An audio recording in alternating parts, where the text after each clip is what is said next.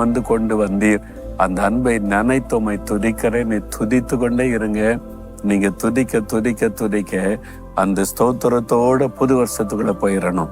அப்போ நன்றி நிறைந்த உள்ளத்தோட புது வருஷத்துல போறீங்களா, தேவன் புதிய நன்மை ஆசீர்வாதத்தை அருளுவார். புது வருஷத்துக்கு நீ தேவன் வைத்திருக்கிற வாக்குத்தத்தம் என்ன, நாளைக்கு தான் அதை அறிந்து கொள்ள போகிறோம். இப்ப ஆண்டவரை சொல்லலாம், ஆண்டவரே, ஒரு தகப்பன் பிள்ளையை சுமந்து கொண்டு வருவதை போல என்னை, என் குடும்பத்தை இந்த வருஷம் முழுவதும் சுமந்து கொண்டு வந்தீரே.